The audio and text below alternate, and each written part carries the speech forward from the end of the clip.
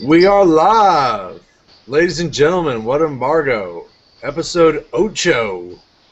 I'm your host, Big Tuna, and with me, as always, is Catfish. Catfish, you there, man? Catfish. I was doing the silent Bob thing for just a second, but it wasn't.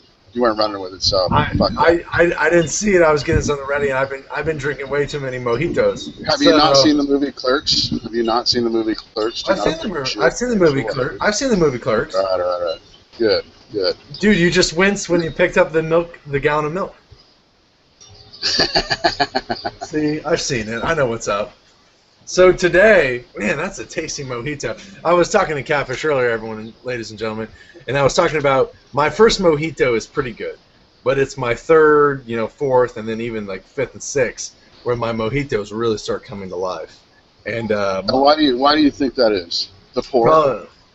I honestly think I don't worry about I just don't worry about it much. I don't worry about the sugar. I don't worry about the club soda. I don't worry about my mint. I don't worry about the lime. I don't worry about the rum. I just make a mojito, and I just roll with it, and it's fucking damn tasty. That's awesome. I mean, to me, it's worth a motorcycle. Is it worth a motorcycle? It's worth a motorcycle. What kind? Maybe a Harley, definitely a Yamaha. But anyways, we're gonna move on, and You're done. Anyways, we're moving on, and we're talking about a lot of things today. But the one thing we're going to talk about and we're kind of focus on is wide ring gauges and the Romeo y Julieta wide Churchill, which is a 55 ring gauge, which is huge. You said that awesome. You said that awesome. Romeo y Julieta. Yeah, right now your wannabe Spanish accent is kicking ass, dude. My wannabe, I'm rolling. So let's get going and let's talk about big ring gauges, and then let's go into the Romeo. Your palate sucks, dude. Why does it suck, man? What did I do? Because we forgot to talk about what was smoking well for you this week. That's our new weekly segment. Remember, we agreed on that, but you didn't remember because you've had too many mojitos. Yes, that's true. You know what I said? So, you know what I said? All right, well, what was smoking well for you? What was smoking well for you? I'll tell you one thing. I smoked some Romeos. Romeos are smoking well. I had some really old Ramon Iones that I lit up, which was just incredible. Which one? Just special, the SS, the Robusto. Yeah. How old? What year? 8 years. That sucks. It's smoking well. I lit up a Boulevard Royal Coronas yesterday afternoon, and that was 5. That's 08. So that's about 6 years. And that's smoking like a champ, and it's one of those things you can see why I think so many people love that Robusto. I smoked some old punch that I have. I just got some more punches in the mail. Yeah, I saw that. And I'm smoking one. And it's pretty good. You smoking a fresh one? Mm-mm. Okay. I'm not a fresh one. Fresh ones are in the freezer, man. They're in the freezer. Yeah, it's not old, but it's like 1.5, 2 years old. But what's the wrapper like? It's light. It's light. Okay. See, the ones that I got, the older ones that I got have that light wrapper. The ones that I really like have that light wrapper. But the real floral through the nose. Yeah, the new ones I got. It was funny because I got some, and I'm still waiting on the other stuff. Who knows where that stuff is?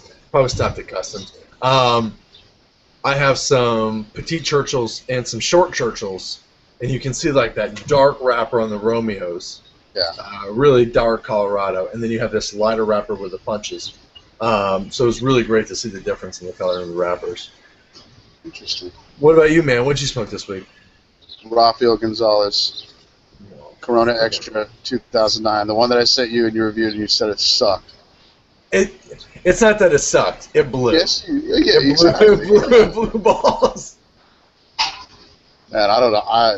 I'll agree that it's extremely unique and it's definitely a different profile, but man, I had that the other night, and it was friggin' fantastic. I'll be interested to review it here soon and see where my notes compare to yours in terms of what I was picking out of it, because I was smoking it the other night, writing reviews, and it was just freaking money. I was in love. The first, go ahead. Which is weird because that's not the typical Habanos profile that I like. Yeah. I've kind of discovered over time, but it was really good. And then today I'm having. Well, go ahead and say what you were going to say, or whatever you were saying. First of all, I love the size of the cigar. I loved it. Great size. Mm-hmm. And the first third was really nice, but it just lacked second and final third for some reason. I don't know. Maybe I smoked one, so it's one of those things, you know. And I have another one. I have a smaller size too, but it's I don't know. It doesn't speak to me. But then again, you don't like Por Laranaga, and you like. However you say that. However the hell you say that. But who knows? But at the same time, you like Quai d'Orsay, which the Corona, and so does Guy. Well, you haven't had the Corona, have you? No, I just smoked the crap. Yeah. You got to have the Corona. The Corona's ridiculous. I don't have any capital right now. Hopefully, if I get hired at this job, then I'll have some capital to. It's Quai d'Orsay, man. I'm not gonna go down that. Not gonna go down that road. It's because your palate sucks. It does, though. My palate really is crappy. But what else did you smoke? I don't know, because my nose has been kind of out of whack lately, so I haven't. I've been sticking to mainly NC stuff for the most part. I find when my palate's pretty shitty, I smoke non-Cubans too. Yeah, just because it's almost like I can taste them a little bit more. I can deal with them, you know. So I didn't. I mean, the little Romeo Mille Fleurs. Yeah. I reviewed them a while back, and it was a little bit. I think when I reviewed it, it was a little fresh, but it was still pretty good. And to be honest, man, I had another one last week out of that box, and it was freaking awesome. I mean, I was just sold. So after that, I really want to get a box of the Bellicosos and a box of the Cazadores next. Oh, man. Because, I mean, right now, I'm really just enjoying the crap out of their stuff. So it's whatever it is they're doing right now is hitting my palate. I love their Churchills. I love the short Churchills. Everything that they're doing has been good for me. So. Well, you know, the funny thing is now I have all the Churchills. I have the Churchill, the wide Churchill, the short Churchill, and the petite Churchill. Petite one, yeah. So I might just have to do a little boom, boom, boom, boom across the board and see where it is. But, you know, the petite Churchills I got in tubos, and they're so cute, man. It's just so little, like a little pocket. You know, you just put one in your pocket and you're good to go, man. It's a fun little tubo project by Habanos. Props to him on that one. Currently, I have the gold medal, which I told you earlier. Yeah. Gold medal, which is a LCDH release. It's a standard Corona size. I think it's a standard Corona, 5.5 by. It was a Lonsdale, maybe. Well, 5.5 by 42 is a standard Corona. Well, that's a Corona. That's right. But it's good. But yeah, these are from 09, and they have aged wonderfully. So I definitely, if anybody has a chance to get these out here, I'll do a review in the coming months. But if you happen to get your hands on some of them from the 09 era or before, definitely highly recommended at this point. That's a good smoke. It's a good smoke. But let's move on to the Anaheim Ducks. The Anaheim Ducks and Ryan Getzlaff. The Anaheim Ducks, yeah, Ryan Getzlaff. Let's give him a salute to see ya. I just want to say thank you to the Ducks for absolutely choking balls last night and not showing up in a Game 7 because they absolutely got creamed, and it was wonderful watching that last night. I was amazed, honestly, at how terrible they were. Given that series was badass. I know you're a hockey fan, And that series, all the games were nail biters, and that game just sucked. I mean, that team just absolutely like crawled in their hole and completely ruined Timu Solani's friggin' retirement party. So I was very happy last night, 6-2. I just saw the score of the Rangers Montreal Canadiens game, and do you know what the score was? What? It's Rangers were counting on them. 7-2 New York Rangers, man. Wow. Okay. The Habs just got their asses smacked. Wow. That is brutal. So we'll see how that goes. But yeah, I'm pumped that Getzlaf and the Ducks had to return home and without anything. So way to go, Kings. Good luck with the Blackhawks and Montreal. Montreal, I don't know what to tell you. So you're screwed unless you can change things up a little bit. So, but anyways. So back to cigars. What are we even talking about? What are we talking about right now? Two things, really quick. Large ring gauges. Romeo White Churchill. Where do you believe Habanos in the large ring gauges kicks in? What is that number for you? What do you mean? Like what do I think is a large ring gauge? Yeah, like would you say? I would say 54 or above. 54 or above. That's where I was, because 52 is Pyramides, so 54 is a good number. Yeah, exactly. I mean the pyramids have always been a 52, so but you know what? In all honesty, I don't really consider a pyramid a large ring gauge because of the taper. When you're cutting a pyramid, it tapers down, so you're really getting the draw. That's why I've always liked them, because you're getting that focused draw of a smaller ring gauge with a larger ring gauge burning. You know what I mean? So to me, really, I mean, probably 52 is what. When I smoke anything that's 52 or larger, I kind of go, huh? It just seems big to me visually, if you will. Yeah. I'm with your earlier statement. I kind of believe that 54s are the starting point of a large ring gauge, and where it gets complicated for me is when you get to these figurados, these guavas and partagas, and you have really a large ring gauge.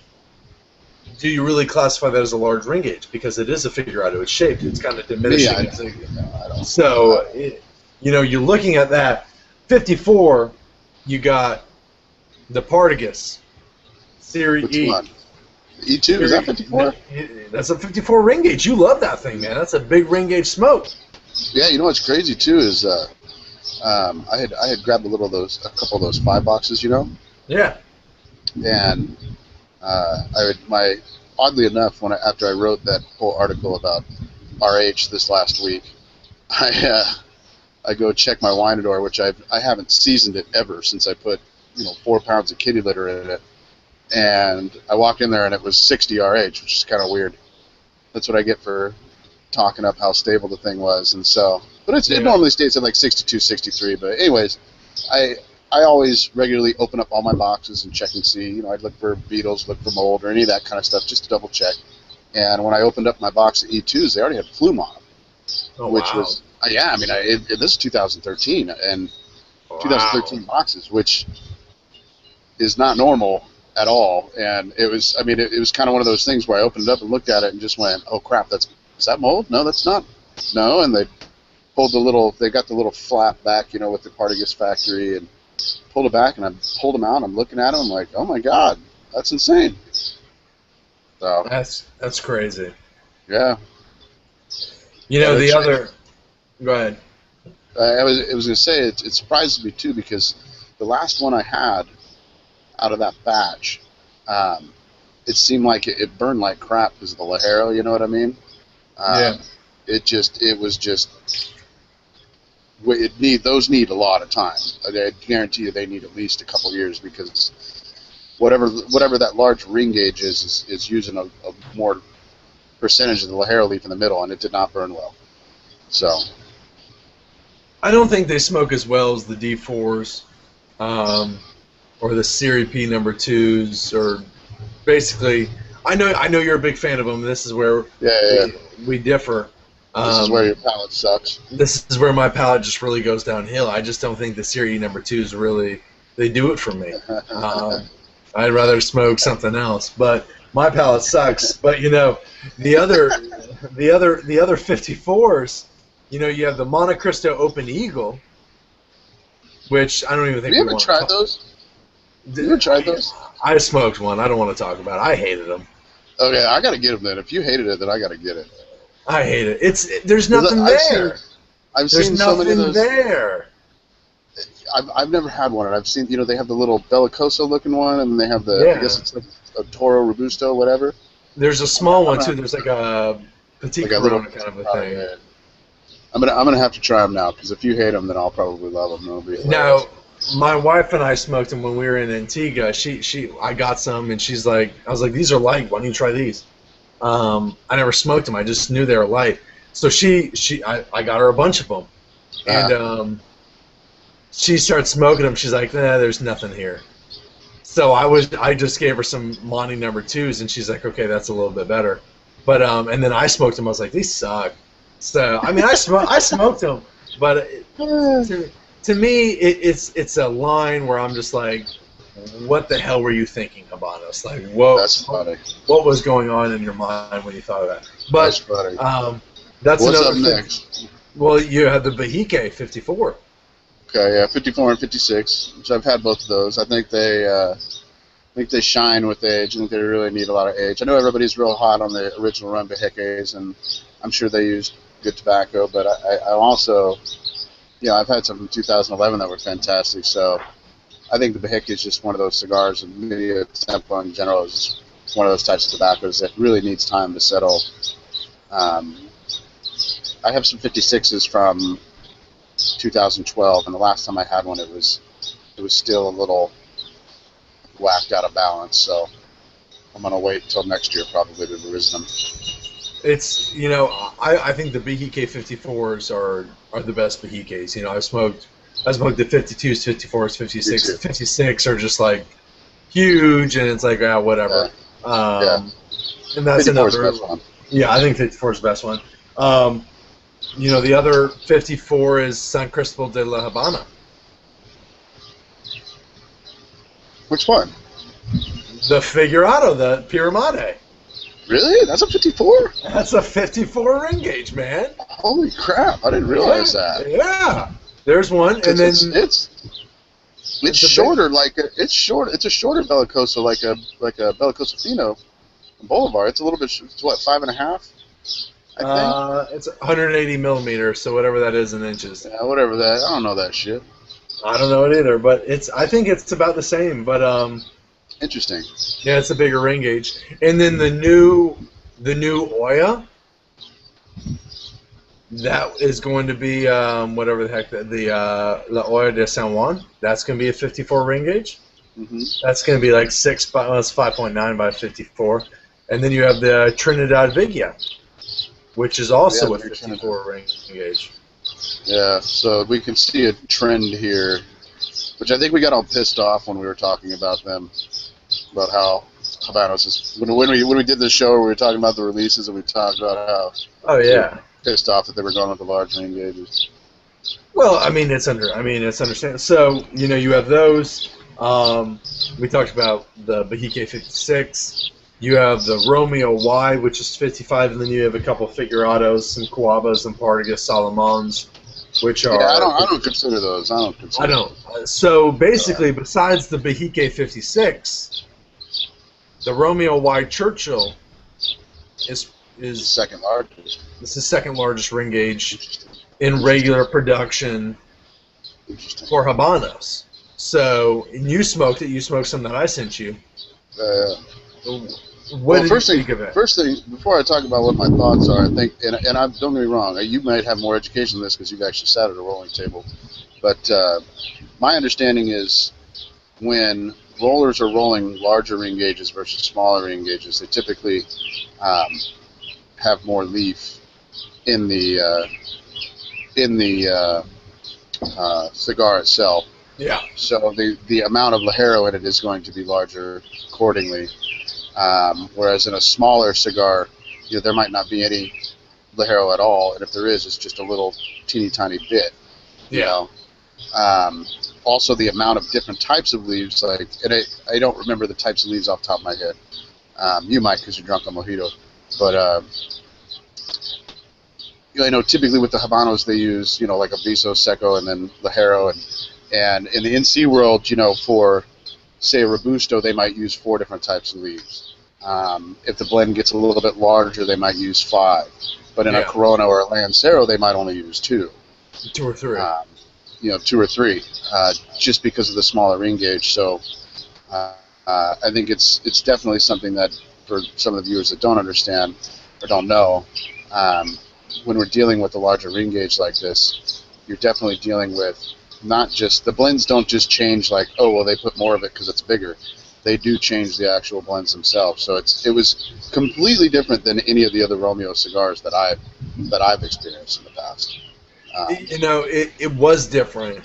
It was different in that sense, but I think that a lot of the times when you have different ring gauges, you have if you have a line, whether you have like a 38 ring gauge to a 52 ring gauge, there's going to be differences. And I think it's always interesting to see those differences, but at the same time, it's always great to see a manufacturer blend a 38 ring gauge accordingly so that it's pretty similar to a 52. Oh, yeah, in the sense that they're delivering that flavor profile. And I think Habanos does a very good job when they're blending a Y Churchill versus a Churchill to make it deliver those Romeo flavors. And I think the Y Churchill does that, and I think it's a great example of that, because there's a lot of times, and I'll be honest with a lot of non-Cuban manufacturers, where they blend a 58, a 60, 62 ring gauge cigar, and it sucks. And then if you smoke it in like a 48 or a 50, it's good. What's funny too is in the NC world, traditionally, if I don't like a blend that's large, I'll probably like it if it's small. Yeah. And vice versa as well. There's some, and I'm not going to name them, but there's one boutique company out there that is really funny. And I reviewed their Robusto. I think it's posting anytime soon. And it was a good cigar, but I actually like the 60 ring gauge version better. Yeah. I hate 60 ring gauge, but it was like they had mellowed out enough of that power that the balance was there. Because they were just like, we'll throw more in there. And all of a sudden it's like, well, here's your balance, you dumbasses. You know what I mean? They didn't have it in the smaller one. But this one, as far as the Y Churchill is concerned, one of my buddies, my buddy Todd, he's been threatening to send one to me forever. So if you're watching, Todd, sorry, you missed out on your chance. But he swears by these things. But he's a real big, full-bodied guy with a very, very diverse collection. And I can see after smoking it why full-body smokers really, really like this cigar. To me, it was, flavor-wise, I got this great stone fruit, some tea, some honey. It was very, very, very heavy on the palate.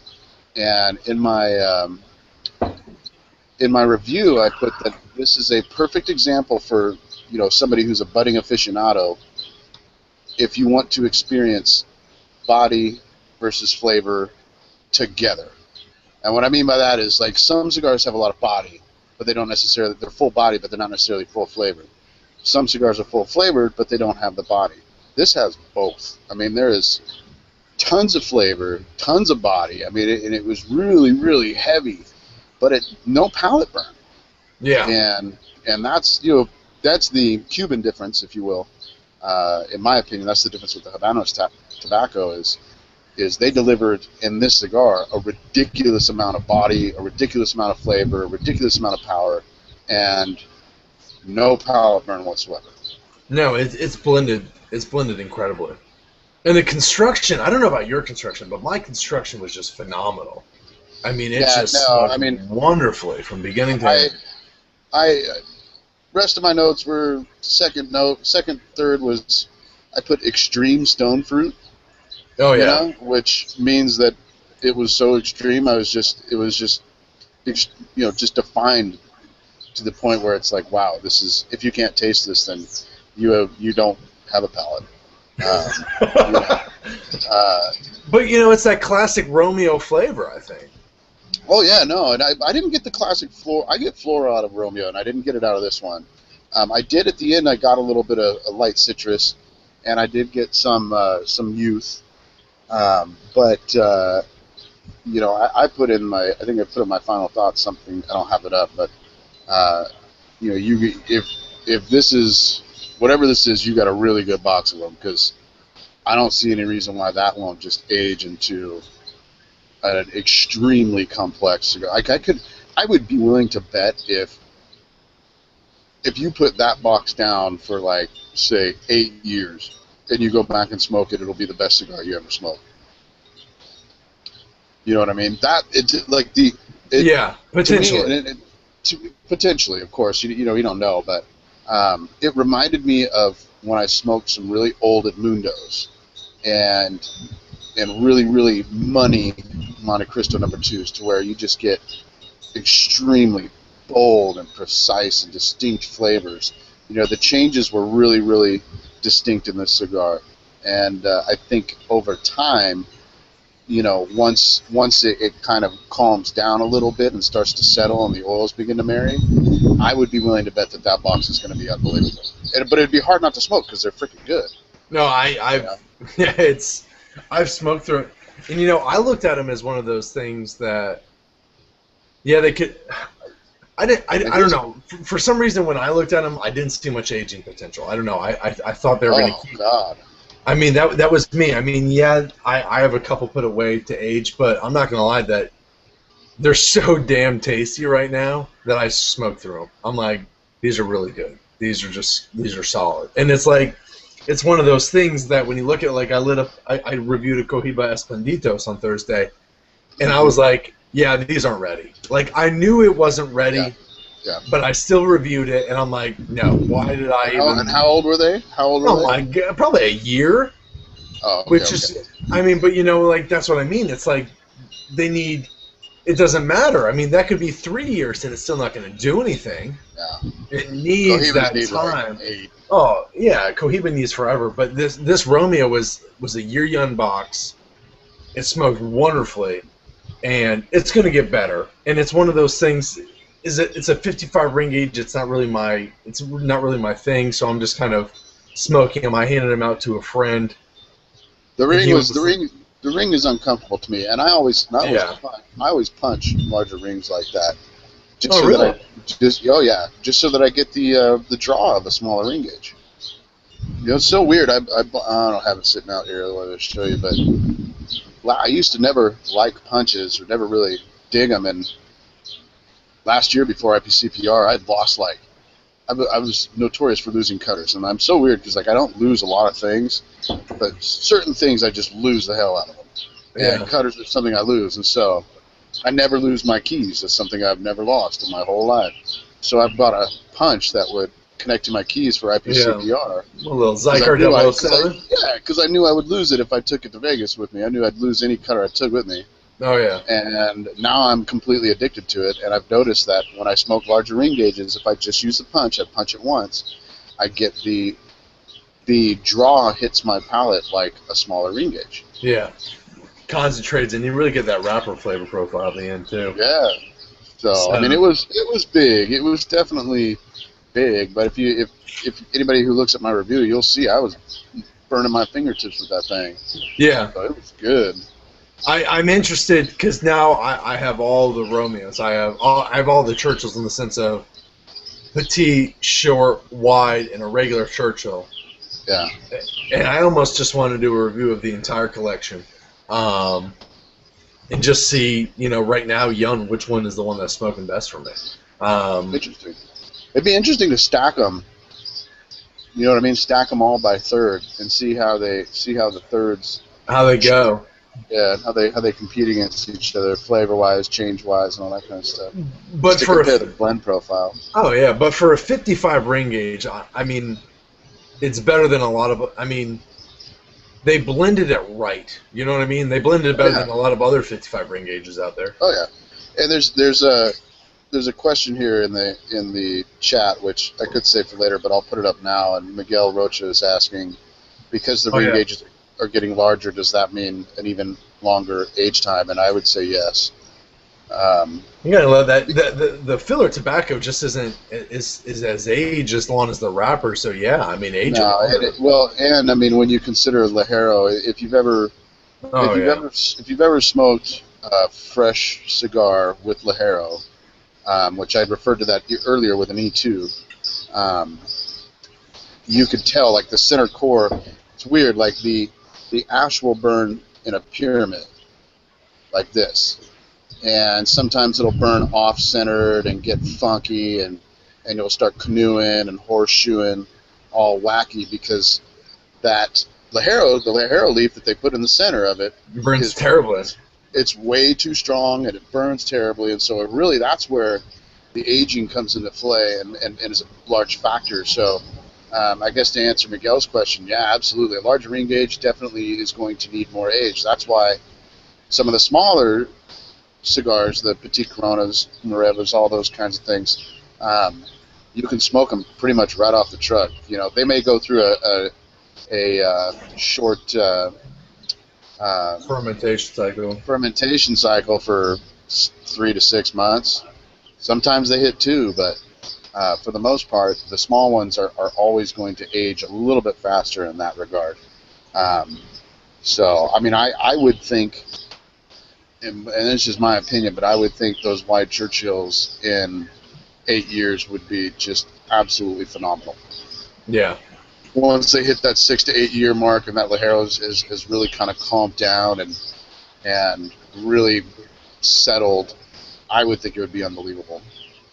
That's just my opinion, but that's my guess. It's because it's funny you talk about it because a while ago I was sitting down with Lito Gomez and we were talking about stuff and how he ages all of his small batch and all of his a lot of other cigars for like 10 years. And I mean, and Lito Gomez and La Flor Dominicana is known for their Dominican Ligero.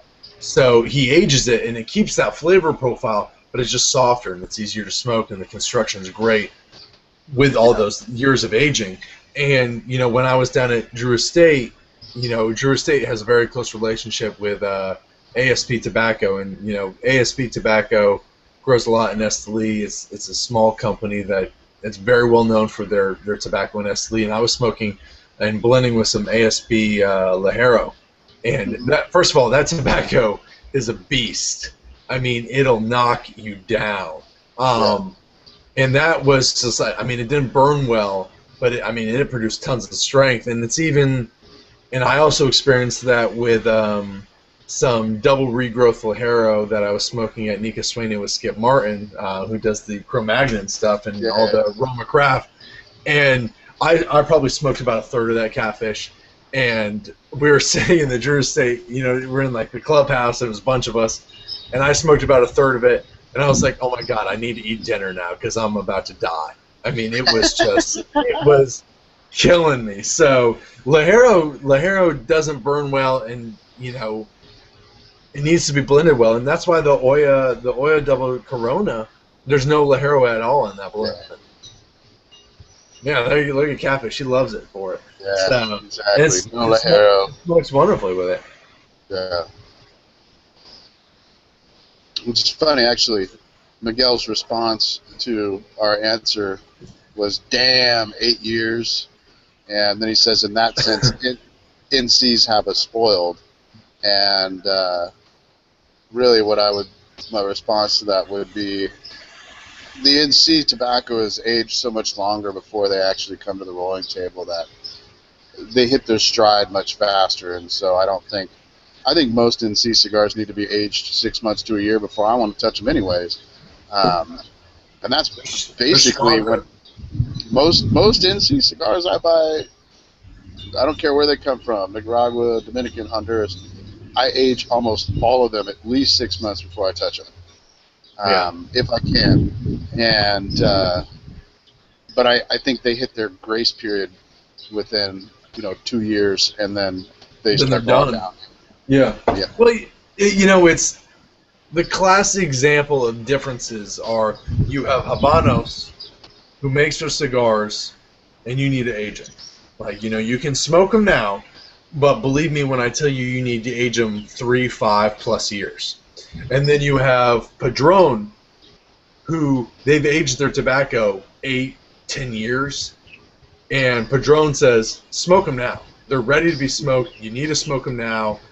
You know, and I've smoked. I mean, I have a couple Padron 45s that were from when they were originally released in 2008, and I can tell you now that they still smoke great. And I'm not bashing Padron, but they do not smoke as well as they did when they were first released in 08. Yeah. And I noticed that, so I'm like, I'm just gonna smoke them now because you're not getting much better than they already were. I mean, Padron says smoke them now. That's when they're meant to be smoked. Yeah, exactly. So they've already aged them for you. Smoke it, and that's the difference between aging the tobacco, then blending with it, and blending the cigar and then aging it and seeing where it goes. Mm-hmm. So that's that. So that's that. Hey, you know what? Should we? I feel like doing a raffle because I need a new motorcycle. What do you think? I just got rid of my liquor-cycle, my scooter. Did you? Yeah, we just got rid of it, so I need another liquor-cycle. I think we should totally email Habanos SA and ask them for a bunch of free cigars so that we can sell them on our website and buy ourselves motorcycles. Cruise the United States. Could you donate me a box of H. Upman No. 2 Reserva so I can go buy a bicycle? That would be awesome. I wonder how they'll take it. So, I'm sure they'll be totally stoked. Yeah, what's your address? We'll send them to you through customs. Exactly. So let's get on to our next segment of the show. Since we're throwing in all these like hidden jokes, Harley understood what that one was. Yeah, Harley did. Harley asked a great question in the Habanos forum. Yeah, I have it, I think. And the question was basically, maybe we need to kind of explain. Harley's question was, besides the obvious, are there any similarities between Habanos and Altadas when it comes to the same name cigars? You know, RYJ, Cohiba, etc. Maybe we need to kind of explain this whole thing because I know it can get a little confusing here. So, to all of you Cubans and non-Cubans out there, Altadas USA is the cigar company which handles distribution for a lot of brands in the United States, which include Romeo, Monte Cristo, H. Upman, and a lot of others. And they're based. That's Altadas USA, but they're a part of a company called Imperial Tobacco. Habanos SA handles distribution for and kind of production for all the Cuban brands, which include Cohiba, Romeo, Monte Cristo, and all the other ones. The interesting case is that General has Punch, Partagas, and Cohiba, and then they're not a part of Altadas, but Habanos has them. Now, Habanos and Altadas are owned by one company. Well, Habanos, 50% of Habanos is owned by Altadas. Yeah. No, I know, because you'll see their stickers on some Cuban boxes, and I've had people go, "Why is there an Altadas?" Exactly. Sticker on my box. And Altadas is owned by Imperial Tobacco. So basically, Habanos, some of it is owned by Altadas and Imperial, and people will tell you about this. If the embargo ever ended, it's Altadas who's going to start handling distribution for a lot of these Cuban brands into the United States. That's just the fact. That's just the reality of it. So, Harley's question, are there any differences, or wait, are there any other similarities between the names?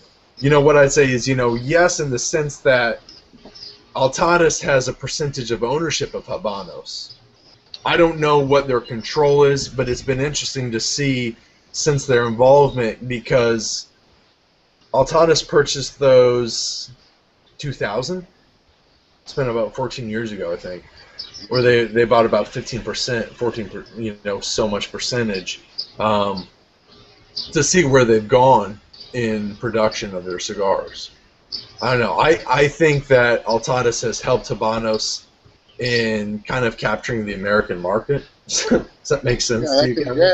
That can make sense. I mean, we're talking about a 55 ring gauge Habanos right now. Yeah, I mean, it's, they've been making a lot of, Habanos for a market which is appealing to the United States. And hell, they're even releasing a limited edition 58 ring gauge Cohiba. So, And they say that the 60 is in the works. Yeah, the 60's in the works, and it's not. The rest of the world really doesn't smoke large ring gauge cigars. So, similarities. I think that Habanos is smart enough to pay attention that there are a lot of Americans smoking Habanos. So of course they're going to pay attention to what that market's smoking, and go from there. I don't know. What are your thoughts on that, Catfish? I agree.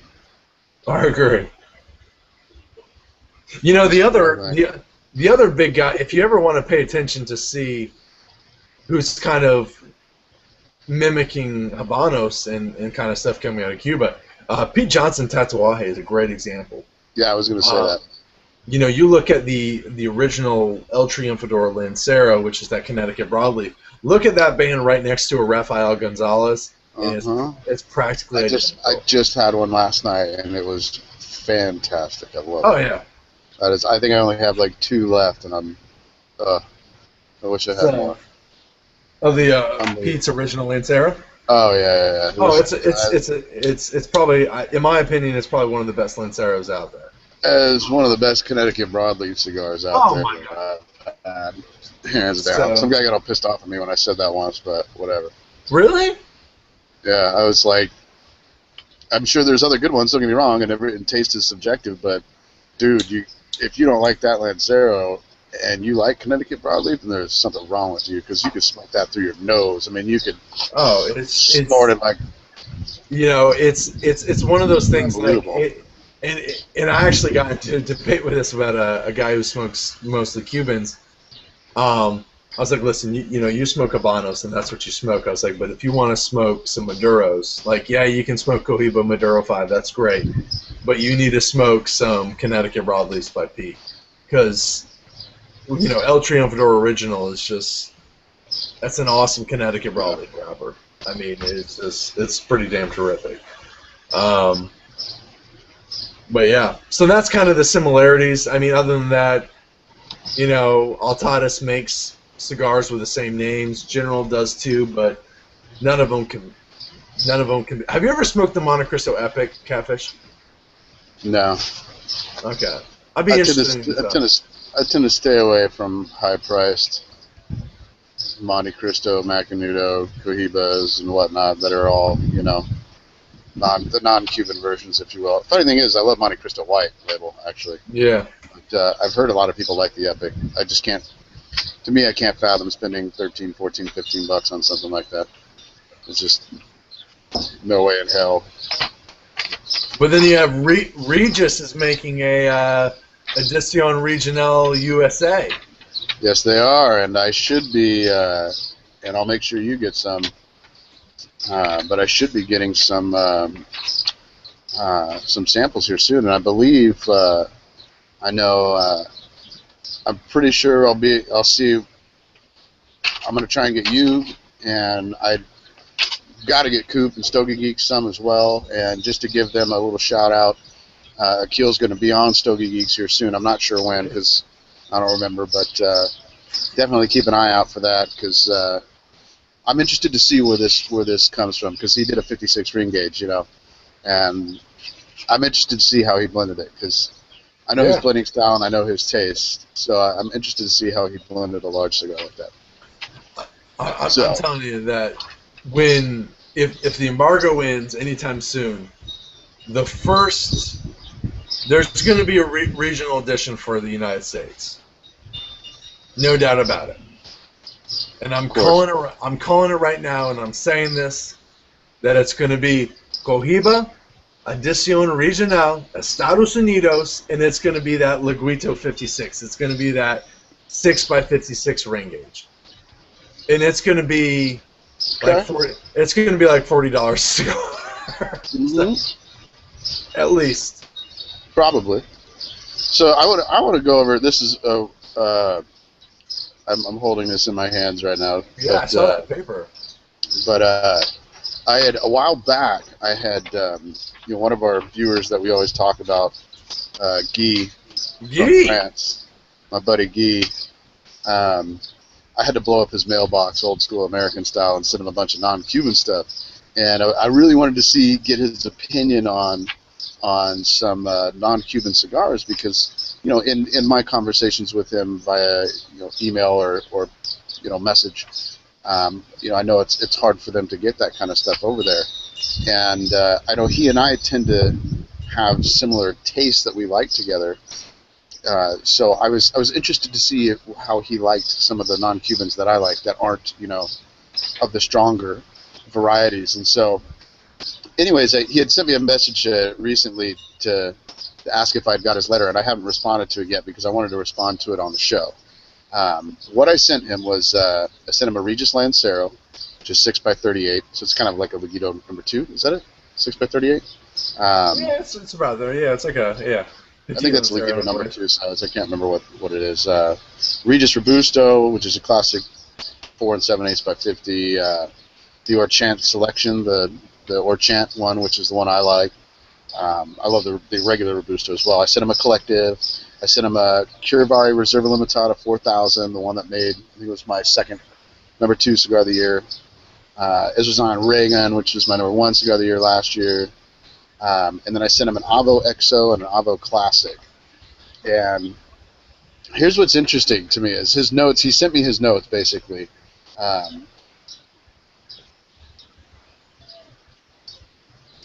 All of the Regis, he said, all of them were very creamy and intense with herbal hints, and he liked the Lord Madsen the most, which is interesting because that one to me I think is the strongest one. Very nutty biscuit flavors. Then the Collective, he said, was a very unique cigar with heavy hints of pepper and herbal flavors.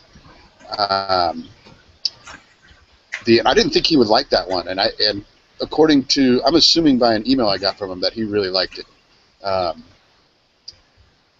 Then he had, let's see, the Curivari Reserva Limitada. He thought it was very peppery and coffee notes, and which is weird because I didn't get pepper from that at all. I got like a lot of floral undertones, and I love that cigar. And it's been aging in my humidor for at least a couple of years now, I would say. Reagan, creamy, smooth, and spicy. That makes sense. And then the Avos he thought were very mild and smooth with some floral hints. And overall, he said all of them were peppery with lots of spices, but on the whole, no complexity. Oh, man. Yeah. And which is hilarious. And I would tend to disagree at times. I mean, I could see where he's coming from, in all honesty, and see why he would think that because of the way the flavors are presented in some of these.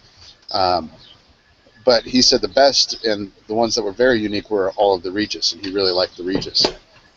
So if anything, coming from a guy in France who likes Pois d'Orsay, I know Akil is really trying to nail the Cubanesque type flavors with his cigars, and so I thought it was interesting that he liked all the Regis stuff, specifically the Lord Madsen, the 6x38 Lancero. I mean, that wasn't necessarily one that I thought. I didn't think he would like that one as much as the Robusto or the Orchant, because those are the ones I like. So, well, it's what's funny is that you have. I mean, for you and me, it's you have Don Pepin at my father, who basically now you have Arsenio Ramos at Casa Fernandez, who replaced Don Pepin when Don Pepin left, and these are really two old Cuban guys who've come to Miami/Nicaragua and started blending for themselves and for companies these. To me, yeah, go ahead. These Cuban-esque cigars with all Nicaraguan tobacco. These let's make. Well, I mean, every once in a while there's Connecticut broadleaf or Mexican San Andreas, but either way, they're making these Cuban-esque cigars with Nicaraguan tobacco, and a lot of these smokers are like, oh, these are awesome Cuban-esque, blah blah blah, and to you and I, when we smoke a Habanos, we're like, that's not Cubanesque at all. No, and so which It's is not. funny. It's Funny because Nicaraguan. to me, I guess when I think of Avo, the last thing I think about is spice. Like to me, Avo is very mild and it's not spicy at all. They're not necessarily the most complex cigars, so I can see where he would think that they didn't have a lot of complexity.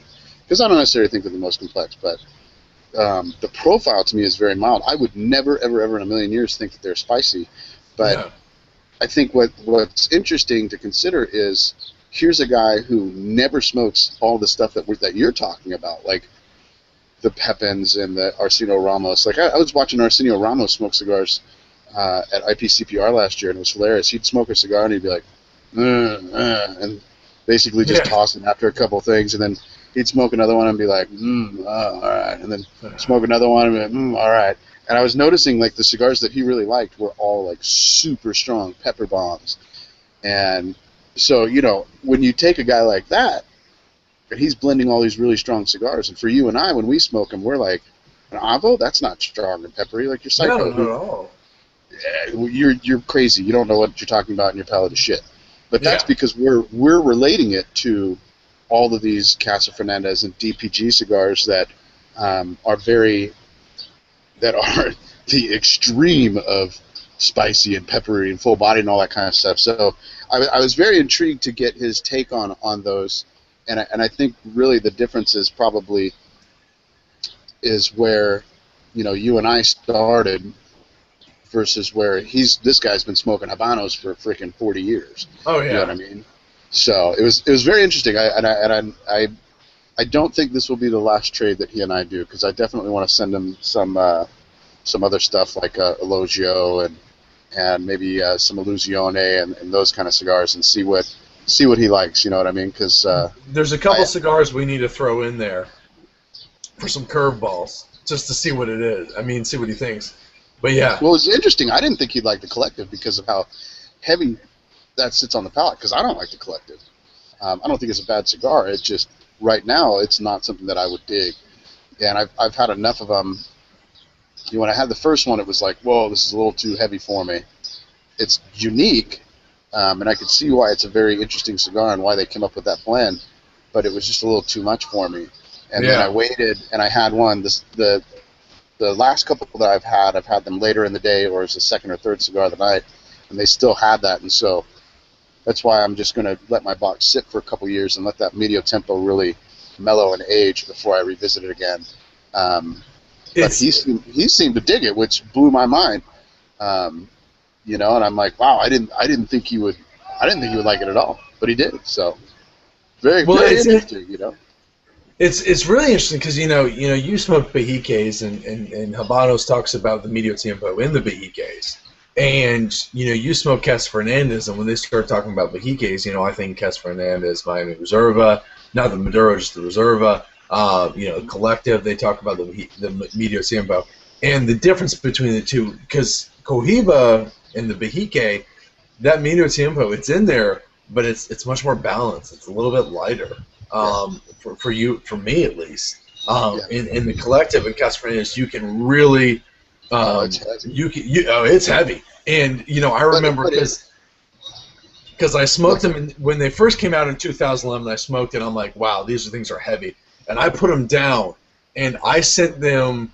And I know Koopa Stogie Geeks and Cigar Coop, he didn't like it in 2011, and I sent them probably like 2 months ago, maybe 3 months ago. I sent them some Casa Fernandez Miami Reservas with that medio tempo to them, which it's been aging for 3 years. It's been sitting in my humidor for 3 years. And I took the bands off. They're like, wow, what is? They're like, is this Cuban? They're like, what is this? And I'm like, no, that's the Casa Fernandez Miami Reserva that's just been aged for 3 years.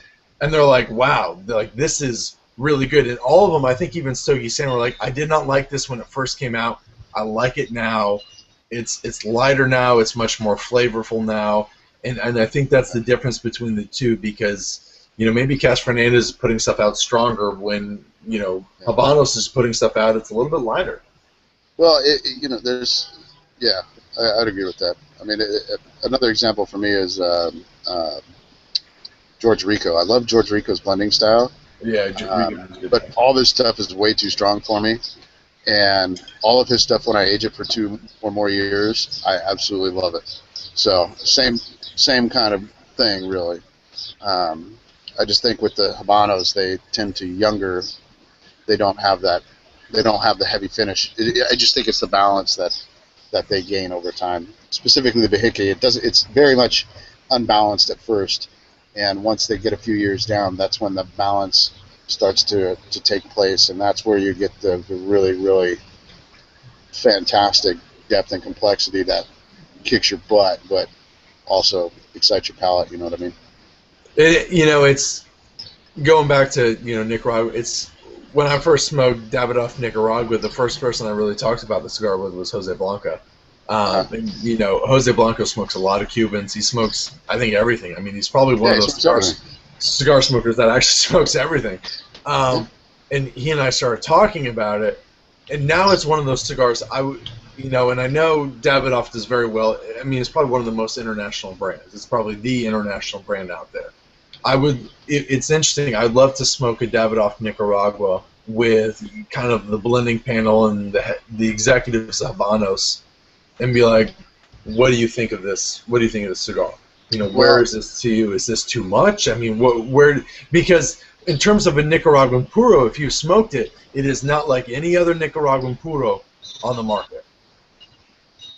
Well, I'll tell you what. I know a very good friend of mine who is an insane collector, and he has traveled to Cuba many times, and he has the kind of connections where he sits down with those kind of guys that you're talking about. And he's exchanged, the finest Dominican and Nicaraguan cigars with these guys, and he says when they smoke them, they go, yeah, it's good. It's just not as good as Cuban tobacco. So, and maybe they're, obviously, I think the Nicaraguan guys are going to say, oh, it's good, but it's not as good as Nicaraguan tobacco. And the Dominican, oh, it's good, it's not as good as Dominican tobacco. But we'll see. I think in a couple years, I was having a conversation with somebody the other day, and I think as more of these companies pop up in Nicaragua and have time and the capital to really sit on and age their tobacco for years and years and years and years and ferment it properly, I think we'll start to see more Cuban-esque type stuff popping out of there. So, but for now, there's not a lot of them that come close to me. I'll tell you, pay attention. Nicaragua. I think Nicaragua in the next couple of years, and it's just paying attention to what manufacturers say and everything. They're about to go through some issues which are going to make it very challenging. But pay attention to manufacturers in the DR, because I think with Jose Sejas and Matilda, Jose Blanco with Señoral, I think Dominican tobacco and Dominican companies are really making a comeback. And I think the Dominicans I think they're really going to kind of show the greatness of Dominican tobacco and kind of bring that Caribbean and try and compete with that Cuban quality. I hope so. I love Dominican stuff. I mean, personally, that's why I was really excited that Blanco was putting that out and that Sejas was putting out the Matilda. And, it's so good. It's so good. Yeah, I know. I want some. I'm too nice to hit him up and be like, hey, you should send me samples for review. If you can't get them at your local, let me know and I'll send you. There's no Señorals or Matildas around here. So. Well, Señorals aren't even out. Señorals aren't out yet, but when they're out, he just released them. Him and Emma have been blasting the internet about there. They just released them. So. But I don't think they're out yet. I think they're doing a couple shops. They go to Cigar Inn. Okay. If they're out, I'm going to be pissed because I'm going to call Jose up and be like, what the hell? I can buy a box now? So I can smoke the final production now. But it'll be interesting to see how it smokes now that it's been resting for a little while. So, but I mean, there's a big difference in the tobaccos, and I agree with you. I think for the most part, Habanos puts out stuff a little bit more balanced. More flavor oriented. To me, just in the finish is everything, and I don't see. There's very few Nicaraguan companies that come up with, or Dominican companies that come up with that really long, balanced finish that just makes me go, ah. And when I get done smoking it, my palate isn't burned out at all. You know what I mean? Yeah. That's the main thing. And that's going back to the topic of this show, the Wide Churchill. I think that is, to me, one of the best full-bodied Habanos blends that I have. That's the best full-bodied Habanos blend that I've smoked, hands down, because it had very good balance. It wasn't the most complex cigar, but it was extremely distinct. Very distinct notes, very heavy notes that are just like, finishing. It's like my palate wasn't confused at picking out notes, here and there, going, what does that taste like? What does this taste like? A lot of times when I review, not a lot of times, but the way I review is when I taste something, I don't note it until I've tasted it for at least like 5 minutes. You know what I mean? And it's consistently hitting my palate, and I'm like, okay, yeah, that's really this, because it allows me to kind of sit on a flavor and understand the flavor and relate it to what I think it is in my head. And to me, that cigar was just like a baseball bat, just bashing my palate like, this is stone fruit, bitch, and you are getting that shit, and yes, you are tasting it. I mean, it was like a heavy metal cigar. It's just fucking right in your face, just kicking ass. And so I don't. It's given the ring gauge. I don't think that for me. I would stick with a 10 box. I don't think I'd ever buy a box of it unless I just had the capital and didn't give a shit. But for a full body cigar, I'd say that's the best full body Habanos that I've had, and I think it's a good Habano. It's where they show that to me, that's if somebody out there who's a non-Cuban smoker wants to know the difference, smoke that and get back to me, because then once you smoke that, you realize how full and how flavor and how heavy it is, how much it has, and then when you get done, you're like, did I just smoke a cigar? Yeah. I don't feel like it, but I still have this amazing taste in my mouth an hour later, and I don't want to drink anything or wash my mouth out or anything, because I still have this amazing taste in my flavor that's lasted hours. You know what I mean? So. Yeah, it's a very good large ring gauge cigar. And I like saying that a 55 ring gauge is a large cigar because it is. It is. It is. It is a large ring gauge cigars, and it's one of those things when you look at the United States market, you're like, oh my god, this is a nightmare. It's like where are you going? But the 55, I mean, it's making anything bigger than that regularly. It's just a nightmare, in my opinion. So, but yeah, it's probably easier for them to produce the larger rings too, because they don't have to have the level 9 rollers rolling them. They can have the lower level guys. So I would wonder if there's variability in the boxes of the larger ring gauges as well. As far as flavor, consistency, and all that is concerned. The ones I've smoked, the wide Churchills I've smoked have been, I mean, it's one box, but it's been, you have to think that it's multiple rollers, and they're looking at the color of the wrapper afterwards. I mean, so it's like you have multiple rollers rolling these, and then you have guys sorting it, and then they're looking at the wrapper coloring to match it. So you have to think one. Yeah, that's true. It's probably different rollers rolling these. But I've never heard anybody have bad feedback on it. Everybody I've talked to just says it's fantastic. It's the feedback. The only negative feedback I've heard has been it's just a Romeo flavor profile in a larger format. In my comment to them was, so basically you really don't have negative feedback except the fact that you don't like the large ring gauge. And they're like, yeah, I'd rather just smoke a smaller ring gauge. I was like, so if you wanted a larger ring gauge, it's going to do exactly what it does. And they're like, yeah, absolutely. So that's really not negative feedback. It's just more of a I don't like large ring gauges, which just goes to show that Habanos knows how to do it. True, and I think I hear more often than not people who have love-hate relationships with the short Churchill, the regular Churchill, the Cazadores, and the Bellicoso. Those Vitolas, it just seems like people are like, oh, I hate that. It sucks. It needs tons of age. Or, oh, I love them. And I love the Churchill, but I hate the short Churchill. The Bellicoso sucks. I don't know. But I've yet to hear anybody say they don't like the wide Churchill. Yeah. So I guess that's saying something. Maybe, and who knows? Maybe they're paying a little bit more attention to it because they know it's blended for the American market. I mean, in Europe or Great Britain, for example, a cigar that big is going to get taxed like crazy. Because they get taxed by size. Yeah, they're not going to pick it up. They're just going to go pick up a petite or a short Churchill. Mm-hmm. So, but hell, I mean, the United States market, we're about to get taxed like no other, or get priced like no other with FDA the larger cigar.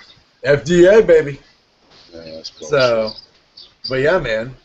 Well, gosh, man, we've gone over the hour, man, and we've really talked it up. We've been rocking it. We have. But we'll be back. Hold on, let me look at the date. Yeah, I don't know. I'm going to. I got to give a shout out to this local club. There's a man club here in town called Culebras, which I thought was great. Yeah, I thought it was a great name for a cigar club. That's an awesome name. I don't think anyone's really done that. Culebras. Yeah, isn't that cool? That's awesome. But there's a private cigar club here in town, and they invited me to come out and hang out for the night. And it sucks because it's not that expensive, relatively speaking, but it's, for me and the amount of money I make a month, which is nothing. It's a lot of money to go be in the club, and so they're having an open house tonight. They invited me down. And I'm excited to go hang out with the guys and see what it's like. I heard they've got big screen TVs, leather couches, and they do cigar events there. And so I'm actually, if it's cool, I may see if I can do a live show there, because I think it'd be interesting if we did a live show where, myself and maybe a couple guys there are all smoking, the cigar that we're talking about on the show. Yeah, exactly. One of these shows, we got to send out the cigar we're smoking to a bunch of people, and we're going to have them on here. We got to get a bunch of non-Cuban smokers to smoke some Cubans with us. We got to have definitely got to have Logan on here, because I want to laugh at him when he says something sucks and tell him his palate is shit. No, but I will tell you this, that we were down in Nicaragua, and I gave him a cigar. I said, you need to smoke this. Uh-huh. And I want your honest opinion on it. And he respected it, and he said, okay, I'll smoke it first thing in the morning where my palate's fresh. And he smoked a Romeo and Juliet at Churchill. Did he know? Was it unbanded? No, he knew what it was. I told him what it was. I gave it to him. I was like, boom, smoke this in the morning. I was like, and I want you to know. Because he doesn't really like Habanos. And he smoked, and he's like, wow, I really like this. Yeah. I was like, I thought you would. So I'm not going to go give him a K d'Orsay. He'll bash that up. But so we'll get some guys on there. We're going to have to find a cigar which we think is really going to speak to the kind of, maybe throw a curveball to some of these guys. Yeah. For sure. Just have a little round table. I think it'd be nice. I definitely have a little, and I think it would be nice to do get some other cigar personalities out there that aren't necessarily connected to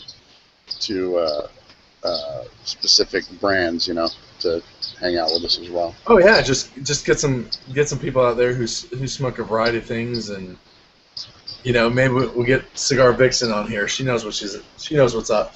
I think she would be a good guest. And she would be. She smokes a lot of stuff. Yeah. Anyways, so when is our next show? Was it the 31st? I just looked this up, and then I got off. Hold on. 31st, 8 o'clock. 31st? Okay, 31st, 8 o'clock, yeah, because I got my early gig that night. May 31st, 8 p.m. And if you guys want, I know Waldo, one of the guys in our chat, just posted a question. If you guys go to forums.habanoscritic.com, you can always post any questions that you have there. The question that he just posted, I think we're going to dedicate an entire show to, so I'm not really going to get into it because we'll start babbling for. If the embargo gets lifted, will you see non-Cuban cigar companies closing shop? Probably. We'll talk about that later. That's a good question. Yeah, that'll take it. There's a bunch of them really, but if you guys get a chance, go to Habanos Critic. HabanosCritic.com is basically our mother website. That's where you'll see all of our reviews and our informative articles and whatnot. And the forum is forum.habanoscritic.com. You can get there from habanoscritic.com. And you can even get there from Cigar Federation. If you go to the little tab that says Cubans, click on the Cubans, and you'll get to us. And that's, we always broadcast on Cigar Federation. That's my home away from home. And so if you guys ever have any questions, just hit us up on Cigar Federation, hit us up on Habanos Critic or the forums, and let us know, and we'll definitely get to them as we go through the shows. Or if you guys want to see a certain cigar or a certain type of show, we're definitely going to do a buyer's guide here soon. It's just a matter of getting out of the country and visiting our friendly neighborhood local LCDHs to get our collections up to do. We're gonna do a cheapo buyer's guide here soon, and that should be interesting. Maybe in July. I might have to do a little bring a video crew with me in November when I'm up in Canada. So we'll have to do something then. But yeah, so thanks for tuning in, y'all. It's been Habanos Critic and What Embargo, and good night, and thanks for tuning in, man. The ducks suck. The ducks suck. Getzlaff, go on home, brother. Failure. Go Kings. Exactly. Go Kings. So, anyways, we'll see you guys on May 31st. Hope everybody has a good night. Night, y'all.